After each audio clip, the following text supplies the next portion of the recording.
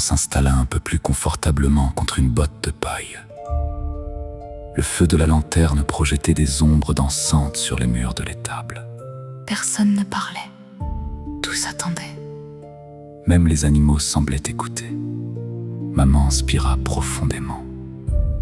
Donc, nous étions tous rassemblés dans la clairière près du rocher. Tous, sauf Hunter. Son regard se perdit un instant dans le vide. Il montait la garde près de la route. Depuis notre arrivée, il était particulièrement nerveux. J'avais bien compris qu'il savait quelque chose qu'il ne m'avait jamais raconté. Le silence retomba. Puis une voix s'éleva soudain. Attends, Tout le monde sursauta. Flamme, La jeune rousse venait de se redresser, encore faible. mais bien éveillée. Je veux entendre aussi. Un cri de joie explosa immédiatement dans l'étable. Zéro manqua presque de tomber en lui sautant au cou. Faucon éclata de rire. Même Mur esquissa ce qui ressemblait vaguement à un sourire. Pendant plusieurs minutes, chacun vint l'étreindre. Flamme protesta, puis finit par rire elle aussi. Lorsqu'enfin le calme revint, elle se glissa contre maman et posa sa tête sur ses genoux. L'âme s'approcha discrètement. Tu sais, Flamme leva un sourcil. C'est moi qui t'ai porté pendant tout le trajet. Il marqua une pause. Bon, Mur m'a peut-être aidé un peu. Toute l'étable éclata de rire, Flamme tourna la tête vers Mur. puis lui envoya un baiser du bout des doigts. Le colosse devint instantanément rouge écarlate. Il regarda le plafond, puis le sol. Puis un mur. N'importe quoi, sauf Flamme. Kael observa la scène sans rien dire, mais quelque chose dans son regard ressemblait étrangement à de la jalousie. Flamme remarqua immédiatement l'expression, et un sourire amusé apparut sur son visage. Puis elle se tourna vers maman. Continue. Maman leva les yeux au ciel. Merci. Je peux reprendre maintenant? Quelques rires répondirent. Puis l'étable retrouva son calme. Maman reprit. La nuit venait de tomber. J'étais en train de discuter avec Lyra. À ces mots, le cœur de Kael se serra, comme à chaque fois qu'il entendait le nom de sa sœur. Quand soudain, Un bruit sourd est venu de la forêt. Nous nous sommes tous levés d'un bond. Pendant quelques secondes, rien. Absolument rien. maman fronça les sourcils. Aïe! Tout le monde sursauta. Flamme venait de pousser un cri. Quoi encore? Demanda maman. C'est l'âme. Elle pointa un doigt accusateur vers le jeune homme. Il m'a arraché une croûte sur la jambe. Tous les regards se tournèrent vers l'âme. Le pauvre semblait sincèrement surpris. Il tenait effectivement un petit morceau de croûte entre ses doigts. Il écoutait l'histoire avec une telle attention qu'il n'avait même pas réalisé ce qu'il faisait. Flamme lui administra une belle tape sur le front. Maintenant, tu vas t'asseoir à côté de Kael. Désolé, marmonna l'âme en se frottant le crâne. Les survivants éclatèrent de rire. Un rire bref, fragile.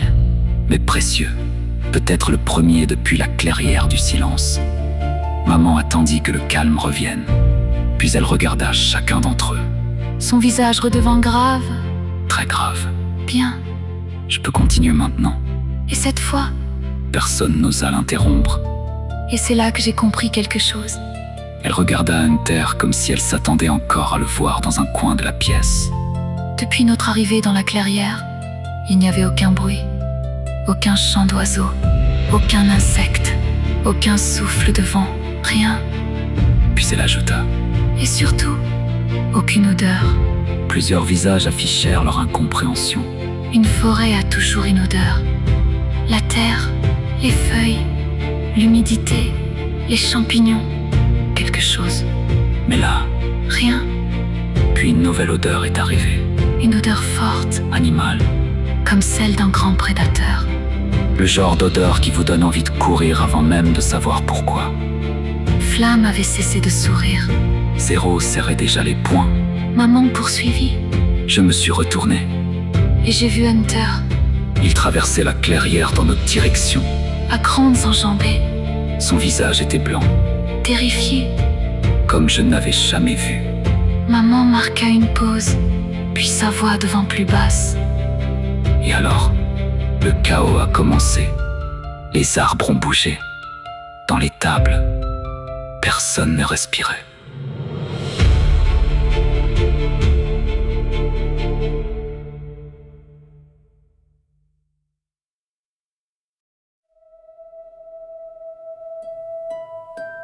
Et puis, la chose est sortie de l'ombre, à une vitesse impossible. Hunter hurla. Courez! Sa voix résonna dans toute la clairière. C'est une manticore. Même Faucon pâlit. Même lui connaissait ce nom. Fusion fit un pas en avant. Un seul. Puis il se tourna vers nous. Partez. Sa voix n'avait pas tremblé, pas une seconde. Je vais la retenir. Fusion! Cria Piki. Partez. Hurla-t-il. Alors tout le monde s'est mis à courir. Maman baissa les yeux. J'ai attrapé la main de Piki et nous avons fui. Lyra a attrapé Filou. Occupe-toi de Popote. Allez vous cacher. Et Hunter. Maman ferma les yeux. Hunter a foncé droit sur la bête.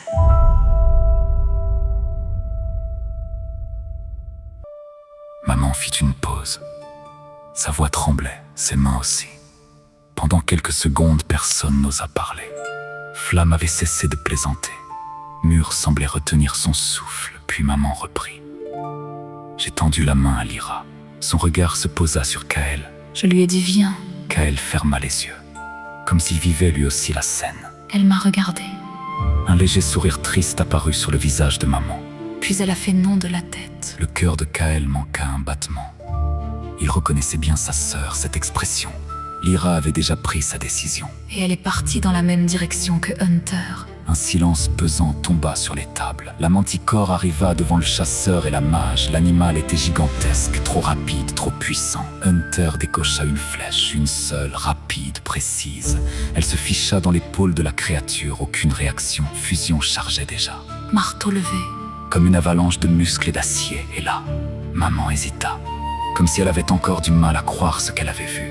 Lyra fit apparaître une lance. Une lance bleue, faite de lumière. Une lance de mana. Corrigea immédiatement Flamme. Tous les regards se tournèrent vers elle. La jeune rousse semblait fascinée. Je n'en ai jamais vu. Moi, je maîtrise le feu. Mais des mages qui maîtrisent la mana pure, j'en ai entendu parler. Des textes anciens racontent que certains mages pouvaient matérialiser la mana. Maman hocha lentement la tête. Alors c'était bien ça. Parce que je n'avais jamais rien vu de pareil. Cette lance brillait comme une étoile pendant un instant. J'ai cru que tout allait s'arranger. Mais la manticore semblait aussi surprise que nous et sa réaction fut. Elle ferma les yeux. Terrifiante. Dans un mouvement d'une fluidité impossible, la créature bondit, non pas vers Hunter, non pas vers Lyra, par-dessus eux, comme s'ils n'existaient pas. Le dard de son immense queue fouetta l'air et vint se planter dans la nuque de Fusion. Un murmure horrifié parcourut les tables. Maman baissa les yeux. Il s'est écroulé immédiatement. Comme une marionnette dont on aurait coupé les fils. La lance de Lyra traversa le vide et l'avait raté. La créature était déjà ailleurs, déjà en mouvement, déjà en train de choisir sa prochaine victime. Maman inspira difficilement. Et là, la manticore se retrouva entre Hunter et Lyra. Et Popote et Filou. Dans les tables, personne ne parlait plus. Même les animaux semblaient figés. Je n'arrêtais pas de demander à Piki de partir, de courir, de se cacher. Mais elle refusait de me lâcher la main. Une larme roula sur sa joue. J'ai crié, je les suppliais, mais rien n'y faisait. Elle restait avec moi, comme si elle avait peur que je disparaisse. Mur essuya discrètement ses yeux. Personne ne fit semblant de ne pas le voir. Alors, j'ai décidé de l'emmener vers la forêt. Près de la route, je comptais revenir ensuite aider les autres. J'ai appelé Popote. J'ai appelé Filou. Je leur ai dit de nous rejoindre. Et c'est à ce moment-là, la voix de maman se brisa. Elle tenta de reprendre contenance sans succès. C'est à ce moment-là que l'animal a choisi sa nouvelle cible. Les tables entières semblaient suspendues à ses lèvres. Il a bondi sur Popote. Hunter tira une seconde flèche. La créature l'a reçue dans le dos. Elle poussa un hurlement. Un hurlement que je n'oublierai jamais. Un cri de douleur. Mais aussi de rage. Une rage ancienne. Sauvage. Comme si rien au monde ne pouvait l'arrêter. Maman commença à trembler. Et puis... sa respiration s'accéléra. Et puis j'ai vu... Elle porta une main à sa bouche comme pour empêcher le souvenir de sortir. J'ai vu les griffes traverser Popote. Un silence de mort tomba sur les tables. Kael baissa les yeux. Souvenir d'un regard implorant la lune. Cet instant est suffocant. L'âme regarda ses mains comme si elle resterait sale à jamais. Mur prit la main de maman. Hunter et Lyra ont immédiatement foncé vers Filou pour le sauver. Mais moi, elle sanglota. Moi, j'ai commencé à courir vers la lisière avec Piki. Sa voix n'était plus qu'un murmure. Je n'étais déjà plus vraiment là. Nos cœurs ne battaient plus, mon esprit non plus. Tout était fini. Tout s'effondrait. Fusion, popote, la manticore, le sang, les cris. Je ne comprenais plus rien. Elle essuya ses larmes, serra la main de mur, Puis regarda dans le vide. comme si elle revivait encore cette nuit. Je n'avais plus qu'une seule pensée. Une seule. Sauver ma Piki. Et derrière nous, les cris continuaient.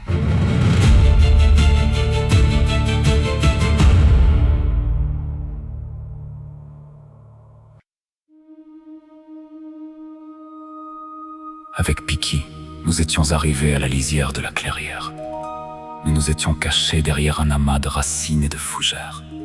De là où nous étions, je voyais tout, et je ne pouvais rien faire. Sa voix se brisa. Je regardais mes amis se faire massacrer sans pouvoir les aider. Comment pourrais-je un jour me le pardonner? Maman s'interrompit. Elle prit sa gourde et but une longue gorgée d'eau. Flamme passa un bras autour de ses épaules et la serra contre elle. Tu ne pouvais rien faire, ma belle. Maman lui adressa un sourire triste avant de reprendre. Popote était déjà à terre. Filou courait vers la forêt. Hunter se préparait à tirer une troisième flèche et Lyra poursuivait la manticore qui avait choisi Filou comme prochaine victime. Dans l'étable, Kael retenait son souffle. La flèche partit. Un mince espoir venait d'être libéré pendant un instant. Le temps sembla s'arrêter. Comme si les dieux eux-mêmes hésitaient, comme s'ils se demandaient qui allait mourir, la bête Ou le garçon. Le résultat fut sans appel. La flèche passa au-dessus de l'épaule de la créature et dans le même mouvement, les griffes de la manticore tranchèrent la gorge de Filou. Maman ferma les yeux. Il lança un dernier regard vers Lyra. Puis il s'effondra sans un bruit. Personne ne parla. Même l'âme avait baissé la tête. Lyra hurla. Elle était à moins d'un mètre de la créature. Sa douleur, Sa colère. son désespoir. Tout explosa d'un seul coup. Une vague de mana jaillit autour d'elle, une véritable explosion. Tout le monde fut projeté en arrière. Même Hunter abaissa son arc. Il regardait la scène bouche bée. La manticore fut projetée à plusieurs mètres. Maman secoua lentement la tête. Et le plus incroyable, C'est que Lyra semblait aussi surprise que nous. Comme si elle n'avait aucune idée de ce qu'elle venait de faire, Kael ne quittait plus maman des yeux. la manticore se releva. Son dos était lacéré. Son bras gauche semblait brisé. Mais sa rage, Elle était intacte. Puis la créature tourna la tête et regarda dans notre direction. Piki. Un silence glacé envahit les tables. Elle prit peur. Elle se mit à courir vers la route et au même moment, J'entendis des voix, des hommes, des soldats. l'explosion de mana avait attiré du monde. J'essayais de la rattraper. Mais elle courait trop vite. Piki déboucha sur la route et elle aperçut les soldats de Caliste. Alors elle leur cria. Il y a une bête dans la forêt! Vite! Sauvez mes amis! Un sanglot échappa à maman. J'arrivais juste derrière elle et puis... Je me suis prise les pieds dans une racine, ma tête a heurté un arbre très fort. Tout est devenu flou. Les visages, les sons, Le monde, je voyais encore, mais comme à travers un brouillard. Elle se frotta le front machinalement, comme si elle ressentait encore la douleur. Et ma dernière vision, ce fut la manticore qui chargeait. les soldats, piqués, tout à la fois. Puis Lyra arriva. Elle tenta encore d'intervenir, mais la créature la frappa. Elle fut projetée au sol, assommée, à quelques mètres de moi. Kael serra les poings, Puis Hunter tira encore, encore, encore. et finalement... La manticore attrapa Hunter par le bras, peut-être par l'épaule, Je ne sais plus, tout était flou. et elle l'entraîna dans la forêt. Le silence était devenu insupportable. J'ai essayé de ramper jusqu'à Lyra, Je voulais la rejoindre. Je voulais faire quelque chose, n'importe quoi. mais je n'ai jamais réussi. J'ai perdu connaissance.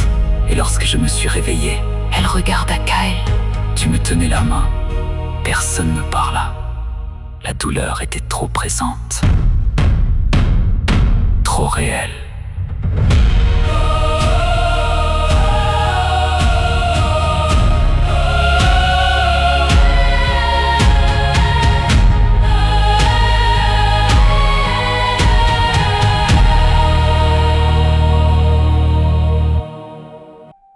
Voilà.